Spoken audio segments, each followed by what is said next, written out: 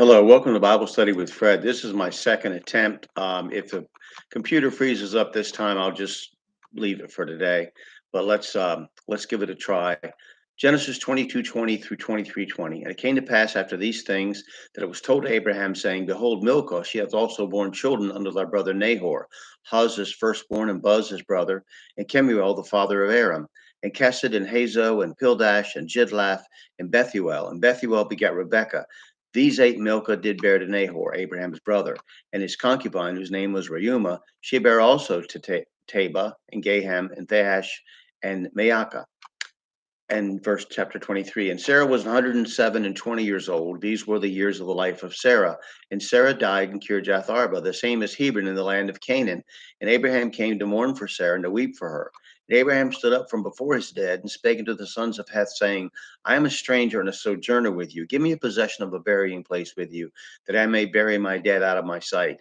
And the children of Heth answered Abraham, saying unto him, Hear us, my lord, thou art a mighty prince among us, and the choice of our sepulchres bury thy dead. None of us shall withhold from thee his sepulchre, but that thou mayest bury thy dead. And Abraham stood up and bowed himself to the people of the land, even to the children of Heth. And he communed with them, saying, If it be your mind that I should bury the dead out of my sight, hear me, and entreat for me to have Ephron, the son of Zohar, that he may give me the cave of Machpelah, which he hath, which is in the end of his field. For as much money as it is worth, he shall give it me for a possession of a burying place amongst you. And Ephron dwelt among the children of Heth, and Ephron the Hittite answered Abraham in the audience of the children of Heth, even all that went in the gate of his city, saying, Nay, my lord, hear me, the field give I thee, and the cave that is therein, I give it thee. In the presence of the sons of my people, give I it thee. Bury thy dead. And Abraham bowed down himself before the people of the land, and he spake unto Ephron in the audience of the people of the land, saying, But if thou wilt give it, I pray thee, hear me, I will give thee money for the field. Take it of me, and I will bury my dead there. And Ephron answered Abraham, saying unto him, My lord, hearken unto me, that the land is worth 400 shekels of silver. What is it that betwixt me and thee? Bury therefore thy dead. And Abraham hearkened unto Ephron, and Abraham weighed to Ephron the silver which he had named in the audience of the sons of Heth, 400 shekels of silver, current money with a merchant. And the field of Ephron, which was in Machpelah, which is before Mamre, the field and the cave which was therein, and all the trees that were in the field, and that were in all the borders round about, were made sure unto Abraham for a possession in the presence of the children of Heth, before all that went in at the gate of his city. And after this, Abraham buried Sarah his wife in the cave of the field of Machpelah before Mamre, the same as Hebron, in the land of Canaan. And the field and the cave that is therein were made sure unto Abraham for a possession of a burying place by the sons of Heth. Now Moses, writing under the inspiration of the Holy Spirit, gives us information about Milcah being the mother of the children by Abraham's brother Nahor. If you read the book of Job, you will see that the writer of Job, Elihu, is a Buzite, or descendant, perhaps a grandson of Buz. See Job 32. Of course, there may have been another person named Buz, but the general time frame for the events of the book of Job, which took place in what became known as the land of Edom, Job was a Gentile, not a Hebrew. Milcah and Nahor will be the grandparents of Rebekah, Isaac's wife. See Genesis 24:15. Sarah is now 127 years old. She dies in Canaan. Heth was a son of Canaan who was cursed in the incident between Noah and Ham in Genesis 9. Heth is the father of the Hittites, as we see by verse 10. Later, Uriah the Hittite will play the role of innocent victim in the story of David in 2 Samuel 11.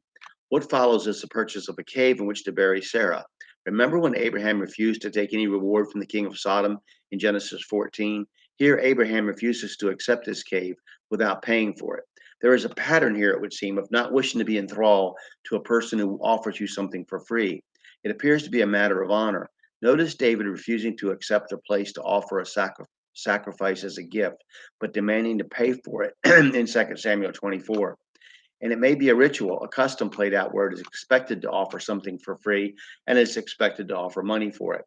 One last thing, notice the custom of burying the dead out of one's sight rather than exposing the dead to the ravage of scavengers and decay, as some cultures did and still do. Also, keep in mind that in the diaspora of mankind, from the building of Babel, that some cultures grew to not just respect the dead, but to worship the dead, their ancestors, as gods. This is the source of some god mythologies around the world.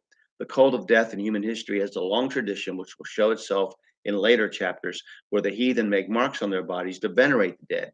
Death itself can be worshipped, as is evidenced by certain groups of modern society. Consider philosophies where death is to be preferred, or if not preferred, glorified, like the cult of hyperpatriotism and war, abortion on demand, and euthanasia, and examine them closely in the writings of their most vocal proponents. And the various expressions of the cult of death, war, abortion, and euthanasia are sacraments almost. Beware of anyone who glorifies death without the resurrection. They will justify it by pragmatism, patriotism, sacrifice, or a matter of human rights. They'll wrap in our flag, the Constitution, humans as mere animals, reason, practicality, or any number of justifications. It is Satan who wishes us to focus on death alone. That is the key to controlling our thought processes and affections, our beliefs about everything from science to how we view the end of life. Here, Abraham wishes only to show respect for Sarah and bury her out of his sight. Thank you. Have a good day.